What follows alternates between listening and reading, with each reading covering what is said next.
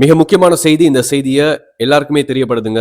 இலங்கையின் தென்கிழக்கு பகுதியில் சூழ்ந்திருக்கக்கூடிய காற்றழுத்த தாழ்வு மண்டலம் அடுத்த 24 மணித்தியாலத்தில் பாரிய மாற்றத்தை ஏற்படுத்தப் போகிறது. அதாவது அதனுடைய வேகம் அதிகரிக்கப் போகிறது.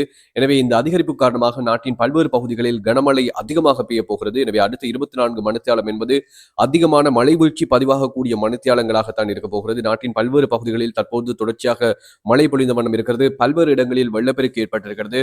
மண் சரிவு எச்சரிக்கையும் விடுக்கப்பட்டிருக்கின்ற சூழ்நிலையில் பல வீதிகள் இப்போது மூடப்பட்டிருக்கிறது. இந்த நேரத்திலே இப்போது கிடைத்த செய்தியினுடைய அடிப்படையில் வளிமண்டலவியல் திணைக்களத்தினுடைய அந்த அறிவிப்பின் அடிப்படையில் அடுத்த 24 மணித்தியாலம் என்பது மிக முக்கியமான மணித்தியாலமாக இருக்க போகிறது. இந்த மணித்தியாலத்தில் அதிகமான மழை வீழ்ச்சி பதிவாக போகிறது. இந்த மழை வீழ்ச்சி பதிவாகின்ற சந்தர்ப்பத்திலே வெள்ளப்பெருக்கு அதிகமாக ஏற்படும். அது மாத்திரமல்லாது கடல் அலை உயரம் அதிகமாக இருக்கும் என்று சொல்லப்படுகிறது. மண் சரிவு அபாயம் ஏற்படுவதற்கான சந்தர்ப்பம் இருப்பதாக சொல்லப்படுகிறது.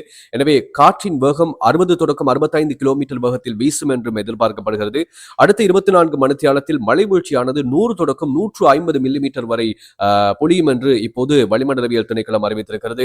எனவே இப்போது வளிமண்டலவியல் திணைக்களம் மக்களினுடைய பாதுகாப்புக்காக என்னென்ன விடயங்களை சொல்கிறதோ அந்த விடயங்களை கடைபிடிக்குமாறு ஒரு வேண்டுகோளை விடுத்திருக்கிறது. தேவையில்லாத பயணங்களை உடனடியாக நிறுத்துமாறும் வளிமண்டலவியல் திணைக்களம் பொதுமக்களுக்கு எச்சரிக்கை விடுத்திருக்கிறது.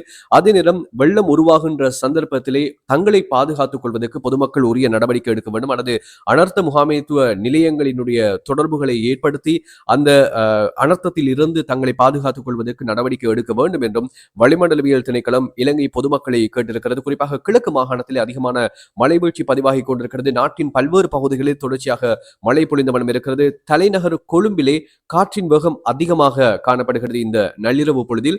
எனவே இந்த சூழ்நிலையில் வளிமண்டலவியல் திணைக்களம் அடுத்த 24 மணித்தியாலம் என்பது அதிகமான மழை வீழ்ச்சி பொழியும் மணித்தியாலமாக இருக்க போவது.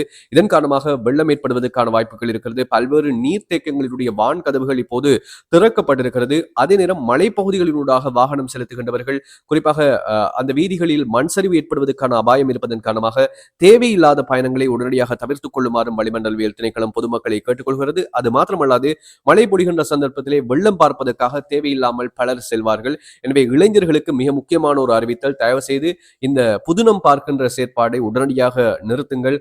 கடந்த காலங்களிலே வெள்ளம் பார்ப்பதற்காக சென்ற பலர் உயிரிழந்த சம்பவங்களும் பதிவாகி இருந்தது. எனவே தேவையில்லாமல் வெளியில் செல்வதை தவிர்த்து பாதுகாப்பாக இருப்பதற்கு முயற்சி செய்யுங்கள் என்ற ஒரு விடயத்தையும் இந்த வழியிலே நாங்கள் ஞாபகப்படுத்திக் கொள்கின்றோம்.